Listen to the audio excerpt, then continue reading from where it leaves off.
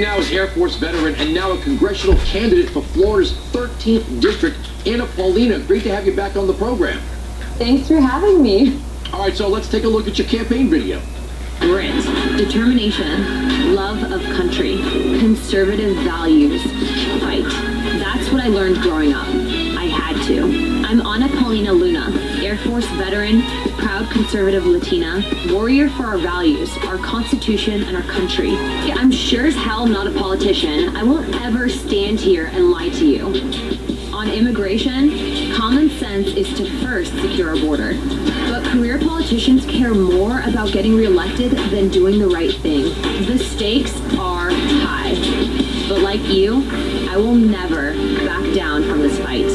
My mission is clear: to protect life, our borders, our families, our God-given rights, our country. All right, so last time you were here, you were with bienvenido.us trying to encourage more Latino participation in conservative politics, and we kind of got the sense that there was going to be more in the near future, so now you're a declared candidate. Absolutely, and I pretty much decided that I would be running about maybe a month or 2 months into really pursuing the activism route and really jumping into the commentator section in the world. And it's actually kind of ironic because since then I've actually joined PragerU to co-produce. I haven't fully left the activism world, but to co-produce a docu-series that's going to be out in the springtime following the 12 largest and biggest conservative Hispanic voices in the country. So I'll have to come back and talk about that. But it's definitely been a little bit of a learning curve. Obviously, I'm not from a political family, but everything that I've done in the last year or so has really prepared me for this, to include, the open discussion, the debating, and dealing with protesters. So I'm excited, and we're definitely tackling this head on. I want to go back to the organization you were working with for just a second, that bienvenido.us. When you think about people that came to this country legally from Mexico, Central America, South America, the whole monologue centered around the need for term limits, even though the Constitution didn't originally impose them, but we did place term limits on the presidency, and now many conservatives believe we need term limits on Congress. A lot of these immigrants from Mexico through South America, they've experienced what it means to have this ironclad group of political families that run their nations with an iron fist. There are no newcomers. Absolutely, and right now what I'm seeing, and even just from my time, working lightly in DC as an activist and kind of working in the political circuit of things, there's absolutely something that we need to do about that. We should have term limits in place. When you have someone like the individual that I'm going to be running against, been in office for 30 years, flip-flop parties, really has done nothing for the people and really the parties themselves. I think that that's just a prime example of what we need to change about government currently. If you really want this government to succeed, that you need new blood, that you need fresh faces, fresh ideas, and really to keep those politicians accountable, you need to place limits on them for being in office. An outsider candidate could be anybody from an AOC to a Dan Crenshaw to an Anna Paulina, right? I mean, it could go both ways. But if the complaint on both sides of the aisle, at least in the electorate, is we've had people in Congress for 30 years. They've done the same thing over and over again. And you know what? And we're not happy with it if we can't get them out at the ballot box because they feed constituency groups. They become power brokers. They know who they got to connect with to get that campaign cash. It becomes almost impossible to unseat some of these people. Maybe it is time to make sure that we have kind of a churn in Congress. Absolutely, and I'm actually seeing that right now. Fundraising is a big thing for me. I'm a grassroots candidate. I take a lot of my donations from my online digital media platform, and I appreciate you even rolling my campaign video because, ironically enough, that was actually censored on Facebook. It was censored on Instagram, and people like me are viewed as a threat because of the messaging that we have, because the connection capability that we have with people. So in order to really kind of curb that, I am going directly to the people, and I'm meeting anyone who will listen to me. I'm on the phone call. I'm making 70 calls a day, but that's kind of the uphill battle. I'm not giving up. I'm definitely not one to back down from a fight, as you know. But this is something that I want to change, and I want to provide that voice and representation for the conservative Hispanics in this nation that felt that they've been left behind, that they've been portrayed by career politicians, and that really don't have fair representation in Congress, specifically on the topic of immigration.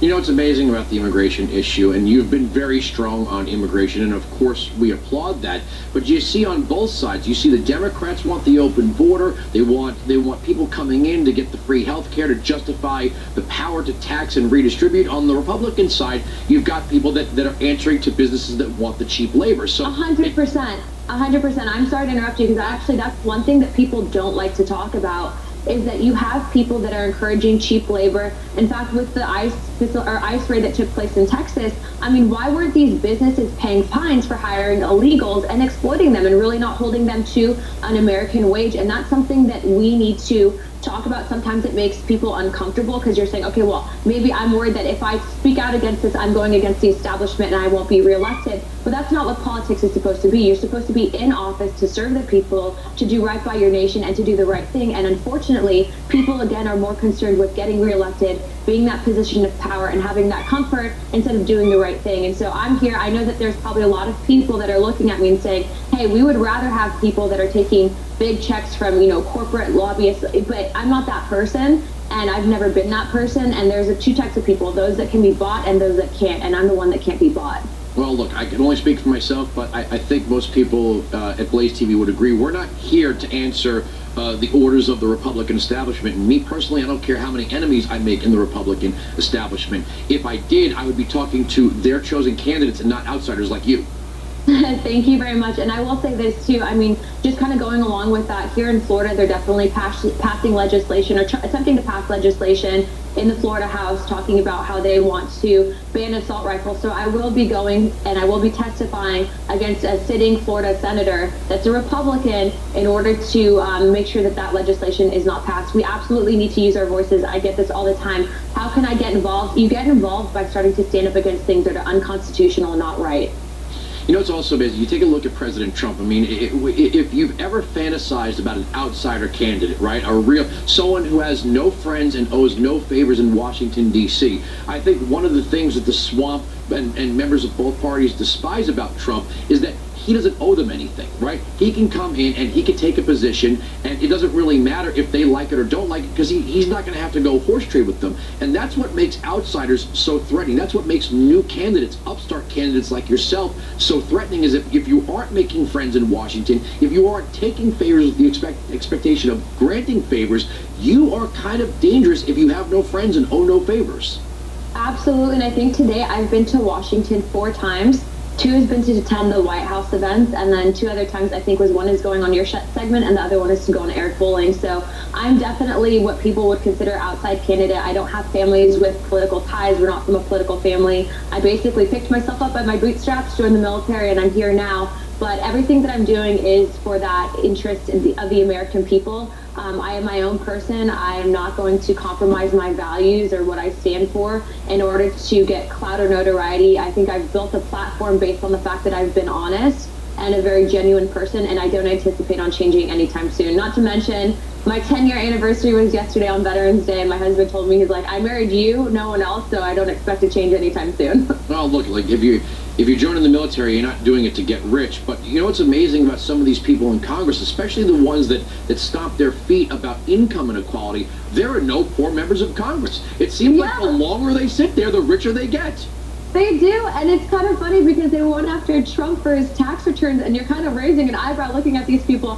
How are you affording that multi-million-dollar house? I can publicly look up on Google how much members of Congress are making, and I can tell you right now that is definitely an odd number if you're sitting there and you're now a multi-millionaire, and that now your children are benefiting off of the fact that you have an elected position representing the American people. That to me sounds like a little bit of quid pro quo. So. Well, you know, you have a salary it's supposed to sustain you, right? You are responsible for being part of the federal government.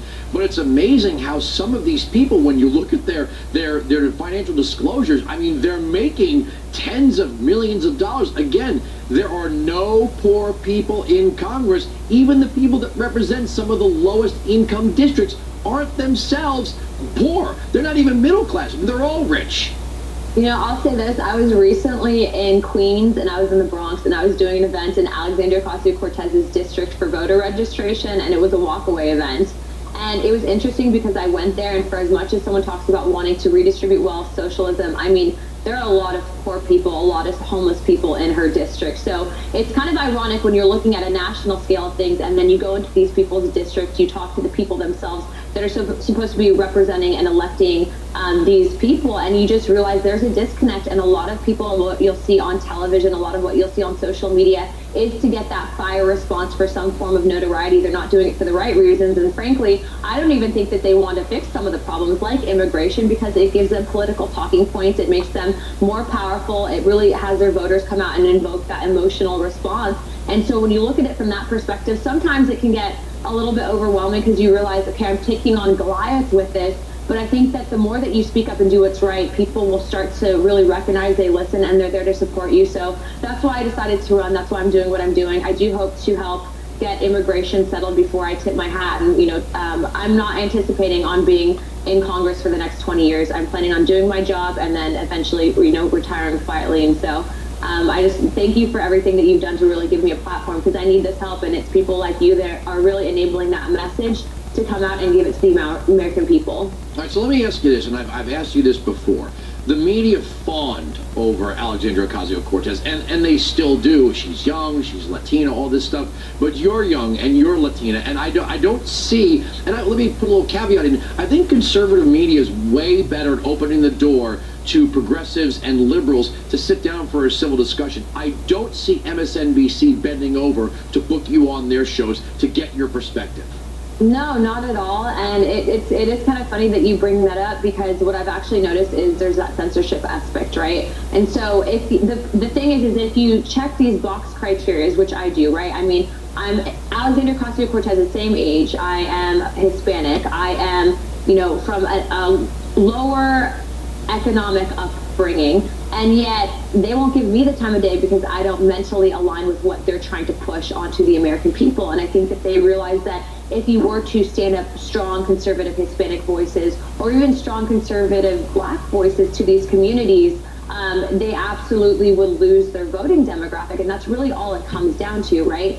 So I've been actually pretty good with trying to reach out to people that I have known from just doing what I did in the activism world, and I'm actually getting some help in that regards. But again, I mean, it is kind of ironic that you see that this woman was literally put on a platform, essentially casted for her role in Congress, and that she was really promoted by outside organizations, and then you try to do it on this end of things, and it's an uphill battle. It's not easy, but again, that's where you kind of decide, am I going to really let this define me, or am I going to just take this by the reins and run with it and put 110% into this? So I did essentially, kind of dial it back with what I was doing on the activism world side of things, but I haven't fully stepped away from it. I am kind of monitoring it behind the scenes, but my campaign is 110% what I'm doing right now, and I'm investing all of my energy into it. Well, whether it's radio or TV, we'll be talking to you a lot during this primary and ultimately in the general, because nobody likes Charlie Crist, but I do have to leave it there. Thanks for joining us. Thank you very much, and have a good day. All right.